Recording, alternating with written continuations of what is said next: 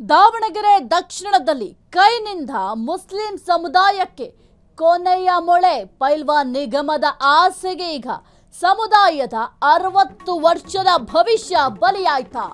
ದಾವಣಗೆರೆ ದಕ್ಷಿಣದಲ್ಲಿ ಕೈನಿಂದ ಮುಸ್ಲಿಂ ಸಮುದಾಯಕ್ಕೆ ಕೊನೆಯ ಮೊಳೆ ಪೈಲ್ವಾನ್ ನಿಗಮದ ಆಸೆಗೆ ಸಮುದಾಯದ 60 ವರ್ಷದ ಭವಿಷ್ಯ ಬಲಿಯಾಯ್ತಾ? ನಿಗಮ ಮಂಡಳಿ ಸೀಟು ಮುಖ್ಯವಾಯ್ತಾ ಪೈಲ್ವಾನ್ ಅವರೇ? ಸಮುದಾಯದ ರಾಜಕೀಯ ಅಸ್ತಿತ್ವವನ್ನೇ ಶಾಮನೂರು ಪಾದಕ್ಕಿಟ್ರ ಸಾದಿಕ್. ಶಾಮನೂರು ಕುಟುಂಬಕ್ಕೆ ದಾವಣಗೆರೆ ದಕ್ಷಿಣ ಜಾಗೀರು ಬರೆದ್ರ. ಸಮರ್ಥ್ಯ ಬೆಂಬಲ ಅಂದ್ರೆ ಮುಂದಿನ 60 ವರ್ಷ ಮುಸ್ಲಿಂ ಸಮುದಾಯ ಬರೀ ಕಾಳಾಳುಗಳು. 6 ದಶಕದ ಕಾಲ ಮುಸ್ಲಿಂ ಸಮುದಾಯ ಜಿಂದಾಬಾದ್ ಕೂಗಲಷ್ಟೇನಾ? ಹಾಗಾದ್ರೆ ಸಾದಿಕ್ ಪೈಲ್ವಾನ್ ಅವರೇ, ನಿಮ್ಮ ವೈಯಕ್ತಿಕ ಲಾಭಕ್ಕೆ ಸಮುದಾಯವನ್ನ ಆಡ್ಬಿಟ್ರ? ಶಾಸಕ ರಿಜ್ವಾನ್ ಸಲೀಂ ಅಹ್ಮದ್ ಸಂಧಾನ ಸಮುದಾಯಕ್ಕೋ ಶಾಮನೂರಿಗೋ? ಅಲ್ಪಸಂಖ್ಯಾತರ ಮತ ಬೇಕು, ಅಧಿಕಾರ ಮಾತ್ರ ಶಾಮನೂರು ಕುಟುಂಬಕ್ಕೆ ಮೀಸಲ. ಹಾಗಾದ್ರೆ ಮುಸ್ಲಿಂ ಸಮುದಾಯಕ್ಕೆ ರಾಜಕೀಯ ಸಮಾಧಿ ತೋಡಿದ ಸಾದಿಕ್ ನಿರ್ಧಾರ. 60 ವರ್ಷ ಗುಲಾಮಗಿರಿ ಮಾಡಲು ಸಾದಿಕ್ ರೆಡಿ ಮಾಡಿಕೊಟ್ರ ರಹದಾರಿಯನ್ನ. ಕೈಕೊಟ್ಟ ಆ ಒಂದು ನಿಗಮದ ಭಿಕ್ಷೆಗೆ ಸಮುದಾಯದ ಶಕ್ತಿಯನ್ನೇ ಈಗ ಪಣಕ್ಕಿಟ್ರ ಎಂಬ ಪ್ರಶ್ನೆ ಸದ್ಯಕ್ಕೆ ಮೂಡ್ತಾ ಇದೆ. ಸದ್ಯಕ್ಕೆ ದಾವಣಗೆರೆ ದಕ್ಷಿಣ ಕ್ಷೇತ್ರಕ್ಕೆ ಸಂಬಂಧಪಟ್ಟಂತೆ ಈಗ ಕಾಂಗ್ರೆಸ್ ಅಭ್ಯರ್ಥಿಯಾಗಿ ಸಮರ್ಥ ಶಾಮನೂರು ಅವರು ಕಣಕ್ಕಿದ್ದಲ್ಲಿದ್ದಾರೆ. ಜೊತೆಗೆ ಈಗ ಸಾದಿಕ್ ಅವರು ಕೂಡ ಯಾವುದೇ ಕಾರಣಕ್ಕೂ ನಾವು ಟಿಕೆಟ್ ಅನ್ನ ಬಿಟ್ಕೊಡೋದಿಲ್ಲ, ಈ ಒಂದು ದಾವಣಗೆರೆ ದಕ್ಷಿಣ ಕ್ಷೇತ್ರವನ್ನ ನಮ್ಮ ವಶ ಮಾಡ್ಕೊಳ್ತೀವಿ, ಏಕೆ ಅಂತಂದ್ರೆ ಈಗ ಸಾಕಷ್ಟು ಅಲ್ಪಸಂಖ್ಯಾತರಿಗೆ ಅನ್ಯಾಯ ಆಗ್ತಾ ಇದೆ ಅಂತ ಬಹಳ ಗುಡುಗಿದ್ರು. ಆದ್ರೆ ಎಲ್ಲಿ ಹೋಯ್ತು ಆ ಒಂದು ಗುಡುಗಿದಂತಹ ರೀತಿ? ಯಾಕೆ ಈ ರೀತಿಯಾಗಿ ಬದಲಾವಣೆ ಬೇಕಾಯ್ತು?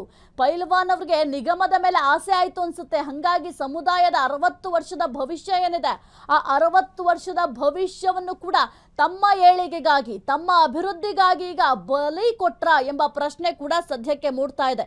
ಇನ್ನು ಸಮುದಾಯದ ರಾಜಕೀಯ ಅಸ್ತಿತ್ವವನ್ನ ಈಗ ಶಾಮನೂರು ಶಿವಶಂಕರಪ್ಪ ಅವರ ಕುಟುಂಬದ ಪಾದಕ್ಕಿಟ್ರ ಸಾದಿಕ್ ಅವರು.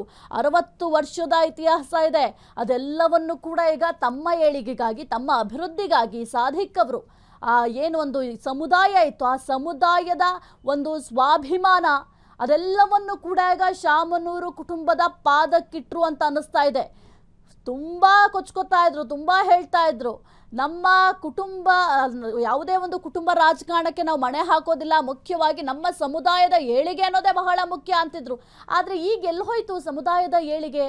ನಿಮ್ಮ ಅಭಿವೃದ್ಧಿಗಾಗಿ ಸಮುದಾಯವನ್ನು ಬಲಿ ಕೊಡ್ತೀರಾ? ಹಾಗಾದ್ರೆ ಈ ಒಂದು ಪ್ರಶ್ನೆಗೆ ಸಾದಿಕ್ ಅವರೇ ಉತ್ತರ ಕೊಡಬೇಕಾಗತ್ತೆ. ಈ ಕುರಿತು ಹೆಚ್ಚಿನ ಮಾಹಿತಿ ನೀಡ್ತಾರೆ ನಮ್ಮ ಪ್ರತಿನಿಧಿ ಮಾರುತಿ. ನಮ್ಮ ಸಮುದಾಯದ ತಂಟೆಗೆ ಯಾರೇ ಬಂದರೂ ಕೂಡ ನಾನು ಸುಮ್ಮನೆ ಇರೋದಿಲ್ಲ, ನಮ್ಮ ಸಮುದಾಯವನ್ನು ಅಭಿವೃದ್ಧಿ ಮಾಡೋದೇ ನನ್ನ ಉದ್ದೇಶ ಅಂತ ಸಾದಿಕ್ ಅವರು ಹೇಳ್ತಾ ಇದ್ರು. ಆದ್ರೆ ಈಗ ಅವರ ಏಳಿಗೆಗಾಗಿ ಸಮುದಾಯವನ್ನೇ ಬಲಿ ಕೊಡ್ಲಿಕ್ಕೆ ಮುಂದಾದ್ರ ಸಾದಿಕ್ ಅವರು ಅಂತ. ಎಸ್ ಆಯ್ತಾ, ಏನು ಕಾಂಗ್ರೆಸ್ ನಲ್ಲಿ ಏನು ಅಸಮಾಧಾನದಿಂದ ಕೂಡಿದ್ರು, ಮತ್ತೆ ನಮ್ಗೆ ಟಿಕೆಟ್ ಸಿಕ್ಕಿಲ್ಲ, ನಾವು ನಮ್ಮ ಸಮಾಜಕ್ಕಾಗಿ ಏನು ಹೋರಾಟ ಮಾಡ್ತೀವಿ ಅಂತ ಸಾದಿಕ್ ಪೈಲ್ವಾನ್ ಹೇಳಿದ್ರು. ಆದ್ರೆ ನಿನ್ನೆ ಎಲ್ಲೋ ಅದೆಲ್ಲೂ ಕಾಣ್ಲಿಲ್ಲ. ಯಾಕೆಂದ್ರೆ ತಮ್ಮ ಏಳಿಗೆ, ತಮ್ಮ ಅಭಿವೃದ್ಧಿ ಮಾತ್ರ ಕಾಣಿಸ್ತಾ ಎಂಬುದು ಕೂಡ ಪ್ರಶ್ನೆ ಆಗಿರುತ್ತೆ. ಯಾಕೆಂದ್ರೆ 2 ದಿನಗಳಿಂದ ನಾನು ಯಾವುದೇ ಕಾರಣಕ್ಕೂ ಟಿಕೆಟ್ ವಾಪಸ್ ಪಡೆಯಲ್ಲ, ನಾನು ಸಂಧಾನ ಆಗಲ್ಲ, ನಾನು ಕಾಂಗ್ರೆಸ್ ಸಪೋರ್ಟ್ ಮಾಡಲ್ಲ, ಕೇವಲ ನಮ್ಮ ಸಮಾಜಕ್ಕಾಗಿ ನಾನು ಹೋರಾಟ ಮಾಡ್ತೀನಿ ಅಂತ ಹೇಳ್ಕೊಂತ ಬರ್ತಿದ್ರು. ಆದ್ರೆ ನಿನ್ನೆ ಸಿದ್ದರಾಮಯ್ಯರನ್ನ ಭೇಟಿಯಾಗಿ ಸಂಧಾನ ಯಶಸ್ವಿ ಮಾಡ್ಕೊಂಡಿರೋಂಥದ್ದು. ಪ್ರಮುಖವಾಗಿ ಅಲ್ಲಿ ಕೆಲವೊಂದು ಆಸೆ ಆಕಾಂಕ್ಷೆಗಳನ್ನ ಹೊರಯಿಟ್ಟಿರುವಂತದ್ದು.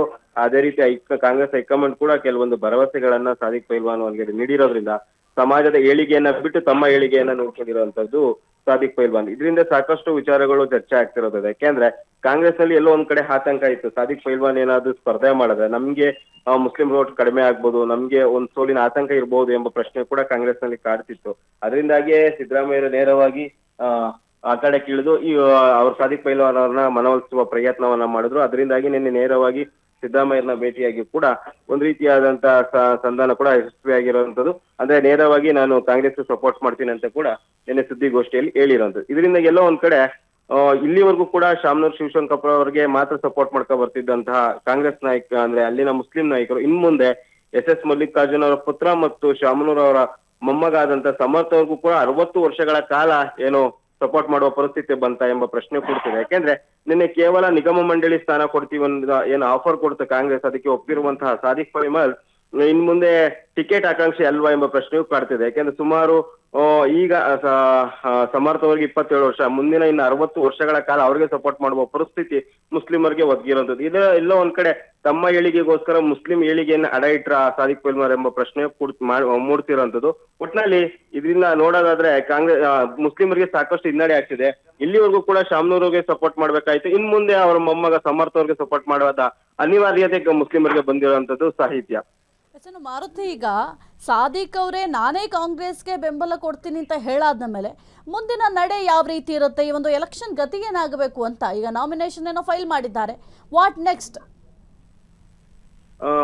ಸಾಹಿತ್ಯ ಕಾಂಗ್ರೆಸ್ ಅಂದ್ರೆ ಈಗಾಗಲೇ ನಾಮಪತ್ರ ಸಲ್ಲಿಕೆ ಮಾಡಿದ್ರು ಕೂಡ ನಿನ್ನೆ ನೇರವಾಗಿ ನಾನು ಚುನಾವಣೆಯಿಂದ ಹಿಂದೆ ಸರಿತೀನಿ, ಕಾಂಗ್ರೆಸ್ಗೆ ಸಪೋರ್ಟ್ ಮಾಡ್ತೀನಿ ಅಂತ ಹೇಳಿರುವಂತದ್ದು ಕಾಂಗ್ರೆಸ್ ಪ್ಲಸ್ ಆಗಿರ್ಬೋದು. ಆದ್ರೆ ಸಾದಿಕ್ ಪೈಲ್ವಾನ್ ಜೊತೆ ಇದ್ದಂತ ಕಾರ್ಯಕರ್ತರ ಪರಿಸ್ಥಿತಿ ಏನು ಎಂಬುದು ಕೂಡ ಇಲ್ಲಿ ಪ್ರಶ್ನೆ ಬರುತ್ತೆ. ಯಾಕಂದ್ರೆ ಇಲ್ಲಿವರೆಗೂ ಕೂಡ ಮೊನ್ನೆ ಸಲೀಂ ಅಹಮದ್ ಮತ್ತು ರಿಜ್ವಾನ್ ಅರ್ಷದ್ ಹೋಗಿದ್ರು, ಹಾಗೂ ಕೂಡ ಕಾಂಗ್ರೆಸ್ ವಿರುದ್ಧ ಘೋಷಣೆಗಳನ್ನ ಕೂಗಿದ್ರು. ಮತ್ತೆ ಅವ್ರಿಗೂ ಏನು ಅಲ್ಲಿ ನಾಯಕರು ಹೋಗಿದ್ರು ಅವ್ರ ವಿರುದ್ಧ ಕೂಡ ಘೋಷಣೆ ಕೂಗಿದ್ರು. ಅಂದ್ರೆ ಇಲ್ಲಿವರೆಗೂ ಕೂಡ ಸಾದಿಕ್ ಪೈಲ್ವಾನ್ ಜೊತೆ ನಿಂತಿದ್ದ ಮುಸ್ಲಿಂ ಕಾರ್ಯಕರ್ತರ ಪರಿಸ್ಥಿತಿ ಆಗ್ಬೇಕು ಎಂಬುದು ಪ್ರಶ್ನೆ ಈಗ ಮೂಡಿರೋದು. ಇಲ್ಲಿವರೆಗೂ ಏನು ನಾಯಕರು ಒಂದಾದ್ರು, ಅಂದ್ರೆ ಇವ್ರಿಗೊಂದು ನಿಗಮ ಮಂಡಳಿ ಸ್ಥಾನ ಸಿಕ್ತು, ಇವರು ಕೂಡ ಕಾಂಗ್ರೆಸ್ ನಲ್ಲಿ ಮುಂದುವರೆದ್ರು, ಎಲ್ಲವೂ ಸರಿ. ಆದ್ರೆ ಅವ್ರಿಗೆ ಸಪೋರ್ಟ್ ಇತ್ತಂತ ಕಾಂಗ್ರೆಸ್ ಅಲ್ಲಿನ ಮುಸ್ಲಿಂ ಮುಖಂಡರು ಏನ್ ಮಾಡ್ಬೇಕೆಂಬ ಪ್ರಶ್ನೆ ಮೂಡುತ್ತೆ. ಇದನ್ನ ಬಿಜೆಪಿ ನಾಯಕರು ಕೂಡ ಎನ್ಕೇಶ್ ಮಾಡ್ಕೊಳ್ಳುವ ಸಾಧ್ಯತೆ ಇರುತ್ತೆ. ಯಾಕಂದ್ರೆ ನೋಡಿ, ಇಲ್ಲಿವರೆಗೂ ಕೂಡ ಕಾಂಗ್ರೆಸ್ ಅವರು ಕೇವಲ ತಮ್ಮ ವೋಟ್ ಬ್ಯಾಂಕ್ ಆಗಿ ಮಾತ್ರ ಮುಸ್ಲಿಮರನ್ನ ಮಾಡ್ಕೊಂಡಿದ್ದಾರೆ. ನಿಮ್ಗೆ ಯಾವುದೇ ರೀತಿ ಟಿಕೆಟ್ ಕೊಡಲ್ಲ, ಕೇವಲ ವೋಟ್ ಬ್ಯಾಂಕ್ ಆಗಿ ಮಾತ್ರ ಅವ್ರನ್ನ ನಿಮ್ಮನ್ನ ಮಾಡ್ಕೊಂತಿದ್ದಾರೆ ಅಂತೇಳಿ ಇದನ್ನ ಎನ್ಕೇಶ್ ಮಾಡ್ಕೊಳ್ಳುವ ಪ್ರಯತ್ನ ಮೈತ್ರಿ ಪಕ್ಷವಾದಂತಹ JDS ಬಿಜೆಪಿ ಮಾಡುವ ಸಾಧ್ಯತೆ ಇರುವಂತದ್ದು ಸಾಹಿತ್ಯ.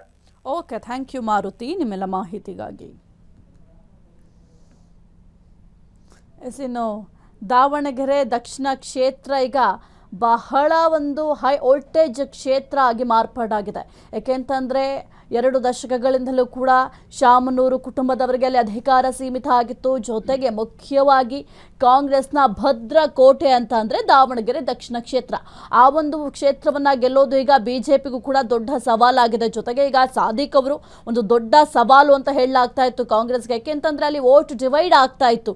ಮುಖ್ಯವಾಗಿ ಅಲ್ಲಿ ಒಂದು ನಿರ್ಣಾಯಕ ಪಾತ್ರವನ್ನು ವಹಿಸುವಂಥದ್ದು ಅಲ್ಪಸಂಖ್ಯಾತರ ಮತಗಳು.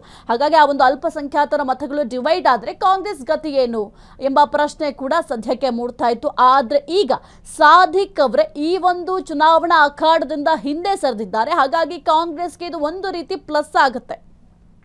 ಕ್ಷಣ ಕ್ಷಣದ ಸುದ್ದಿಗಳಿಗಾಗಿ ಫ್ರೀಡಂ ಟಿವಿ ಸಬ್ಸ್ಕ್ರೈಬ್ ಮಾಡಿ, ಲೈಕ್ ಮಾಡಿ ಹಾಗೂ ಫಾಲೋ ಮಾಡಿ. ಹೊಸ ಸುದ್ದಿಗಳ ನೋಟಿಫಿಕೇಶನ್ಗಾಗಿ ಬೆಲ್ ಐಕಾನ್ ಮೇಲೆ ಕ್ಲಿಕ್ ಮಾಡಿ.